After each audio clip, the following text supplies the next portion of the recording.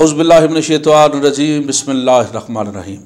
नाज़रीन, बर वक्त टीवी के प्रोग्राम फ़ैसला कौन करे के साथ सैयद नवीद हैदर हाशमी हाज़िर खिदमत है। मुल्क के सियासी माहौल का दर्जा हरारत काफ़ी ऊपर होता जा रहा है और सियासतदानों की एक दूसरे पर बहतानबाजी, इल्ज़ाम तराशियाँ इस माहौल को मज़ीद गरमा रही हैं, मज़ीद महमेज़ कर रही है।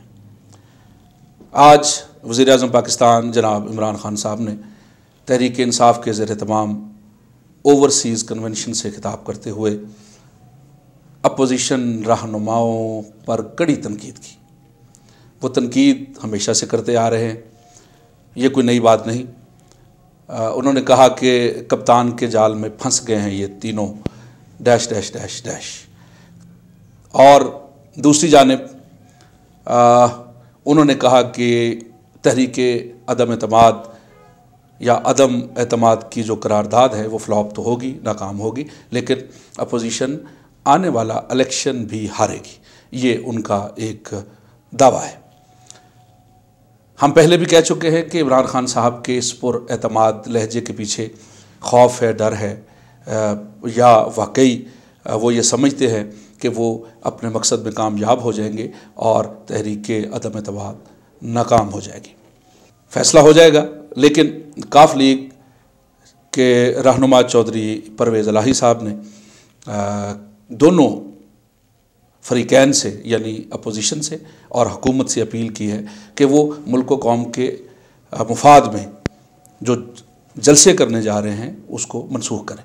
अच्छी बात है, ये चौधरी साहब की जो उन्होंने दरख्वास्त की है, मैं समझता हूँ कि मुल्क व कौम के मुफाद में यही है, क्योंकि अगर डी चौक पर दोनों फरीकैन के कारकुनान आमने सामने आ गए तो नतीजा इसका बहुत बुरा होगा। और अगर वहाँ खुदा न खास्ता कोई नुकसान हो जाता है, जानी नुकसान होता है, तो फिर बात अंपायर तक पहुँच जाएगी और अंपायर की जो उंगली है वो कब खड़ी होगी और उसका इशारा क्या होगा, ये भी एक सवालिया निशान है, ये भी सोचने वाली बात है। और खान साहब बड़े पुरएतमाद लहजे में कह रहे हैं कि अपोजिशन का जो है वो मेरे ऊपर एहसान है कि उन्होंने मेरे ऊपर जो है वो तहरीक अदम एतमाद वो ला रहे हैं। ये यानी वो इस करारदाद को, इस अदम एतमाद की तहरीक को ये एक एहसान समझ रहे हैं अपोजिशन की तरफ से, और ख़ुदा की तरफ से वो कह रहे हैं कि मेरी दुआएं जो हैं वो कबूल हुई हैं। तो ये एक बहुत ही, मैं समझता हूँ कि उनका कुछ ज़रूरत से ज़्यादा ये पुरएतमाद लहजा जो है वो ये हमें ये समझ नहीं आ रही कि इसके पीछे क्या है। खौफ घबराहट तो चलो ठीक है, जो है वो अपनी जगह, लेकिन मैं समझता हूँ कि ये बहुत ही ज़रूरत से ज़्यादा उनका यानी एतमाद है कि वो अपोजिशन को हराने में कामयाब हो जाएंगे। अपोजिशन अपने मकसद में कामयाब नहीं होगी। जनरल जिलानी साहब की छतों पर सरिया डालते हुए नवाज शरीफ साहब वज़ीर आला बन गए, ये था आज का उनका खिताब। इस तरह के उनका तल्ख लहजा तो खैर पहले भी रहा है, तो आज भी उन्होंने अपोजिशन रहनुमाओं को आड़े हाथों लिया और उन पर इल्ज़ाम तराशियाँ भी की। लेकिन आज एक बड़ी अनहोनी हुई है कि आज उन्होंने बड़ी यानी उनके मुंह से किसी की तारीफ़ सुनी, तो उन्होंने आज के खिताब में कहा कि जुल्फ़कार अली भुट्टो साहब जो हैं वो एक दलेर लीडर थे और वो बड़े ख़ुददार थे और वो किसी के ग़ुलाम नहीं थे। ये आज की जो है एक बहुत बड़ी तब्दीली सरकार की के लहजे में तब्दीली नज़र आई, और ये एक मैं समझता हूँ कि ये खुशाइंद बात है कि उन्होंने चले किसी को तो माना, वरना वो तो एक ही सफ़ में खड़े हो गए महमूद व अय्याज़, और उसके बाद फिर तानो तशरीह के जो तीर हैं उनसे यानी उनका हदफ सब होते हैं।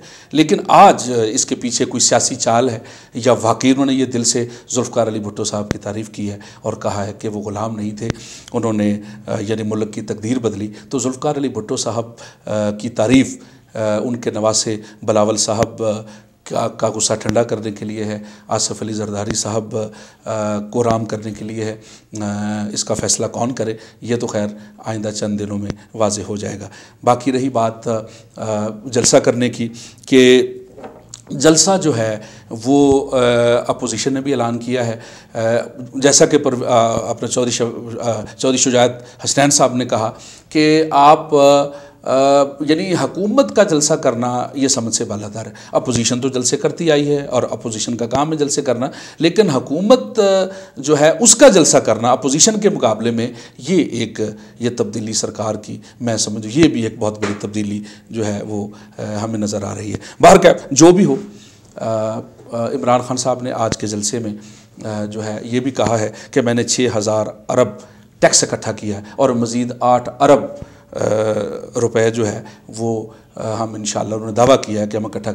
खान साहब आप ये बताएं कि टैक्स इकट्ठा करना कौन सा कोई कमाल है? अगर आपने 6000 अरब रुपए का टैक्स इकट्ठा किया तो नतीजा क्या निकला? क्या उसके समरात आवाम तक पहुँचे? ये भी एक सवालिया निशान है। इसका फ़ैसला कौन करेगा? तो ये टैक्स इकट्ठा करना वो तो आपका एक ऑर्डर है, आपने एक ऑर्डर पास किया तो आपकी जो टीम है उन्होंने, या जो भी ब्यूरोक्रेसी है या जो भी महकमे हैं, FBR है, तो उन्होंने टैक्स लेना शुरू कर देना है। तो टैक्स लगा के तो आपने कौम का बेड़ा गर्क कर दिया है पहले ही। तो ये कोई, मैं समझ, ये कोई फ़ख्र करने वाली बात नहीं है कि हमने इतना टैक्स इकट्ठा किया। टैक्स तो इकट्ठा हो जाता है, जाहिर है आपने हुक्म करना है, आपकी टीम ने उस पर इम्प्लीमेंटेशन करवा देनी है और टैक्स इकट्ठा। अभी तो हर चीज़ पर टैक्स है, सिर्फ ये है कि अभी सांस लेने पे टैक्स नहीं है, बाकी हर चीज़ पे टैक्स है। खुदारा ये कोई फ़ख्र या ये कोई कमाल नहीं किया आपने।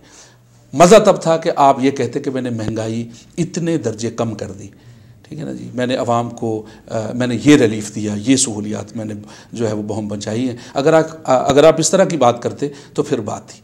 बाकी ये बातें, ये टैक्स इकट्ठा करने वाली बात जो है ये मेरा ख्याल है कि ये आपकी जो है ना बातें अहमकों की जन्नत में बसने के मुतरादिफ है, ठीक है जी।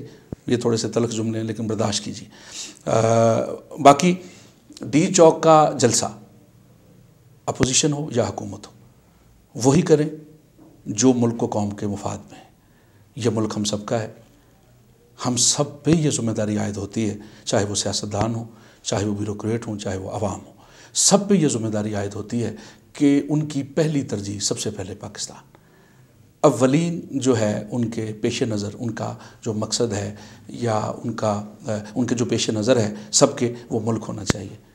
तो जो भी हो, अपोजिशन जो भी करे, हुकूमत जो भी करे, ज़ाहिर हमारे कहने से उन्होंने क्या करना है, हमारा काम सिर्फ ये है कि हम आवाज़ बुलंद करते जाएँ। एक रोम की एक कहावत है कि एक परिंदा, रोम जल रहा था और एक परिंदा अपनी चोंच में पानी ला के इतने बड़े जंगल में जो आग लगी हुई थी उसके ऊपर फेंक रहा था।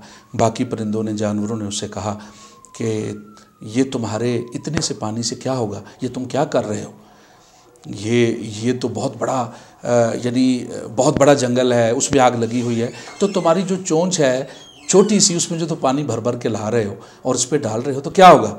तो उसने बड़ा यादगार वो उसके जो जुमले हैं वो यादगार बन गए। कहावत है, बड़े यादगार जुमले बन गए, सुनहरी अल्फाज से लिखे जाने वाले जुमले। उसने कहा मुझे पता है कि मेरी चूंच में जितना पानी है या मैं डालता जाऊं, मैं लगा रहूं, लेकिन इससे कुछ नहीं होगा, लेकिन मुझे पता है आग नहीं बुझने वाली मेरी चूंच में जो पानी है, लेकिन जब तारीख़ लिखी जाएगी तो मेरा नाम आग लगाने वालों में नहीं आएगा, आग बुझाने वालों में आएगा। अपना अपना हिस्सा डालें और इस मुल्क का सोचें, इस कौम का सोचें।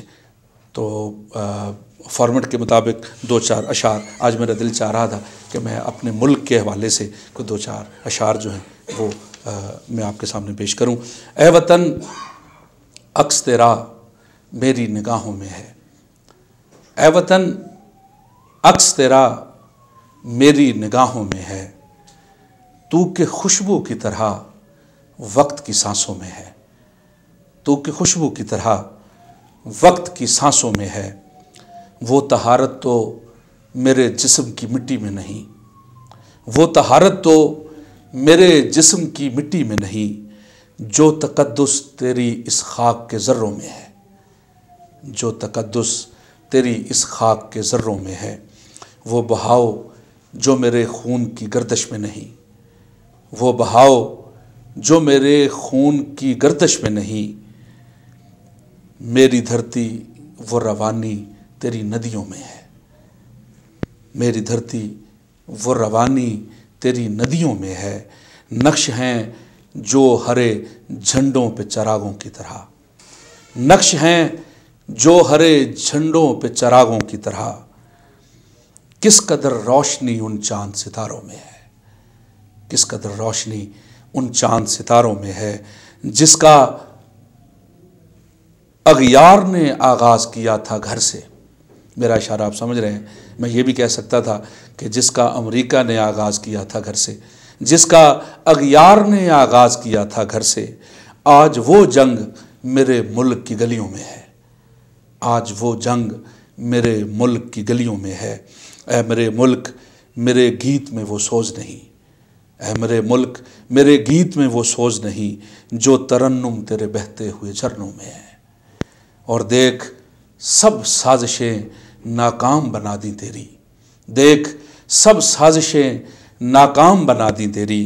कितनी तासीर मेरी कौम के सजदों में है, कितनी तासीर मेरी कौम के सजदों में है। और जितनी दुश्मन के सिपाही में है जुर्रत हिम्मत, इतना दम खम तो मेरे गांव के बच्चों में है। नवीद हाशमी को इजाज़त दीजिए। फ़ी अमान।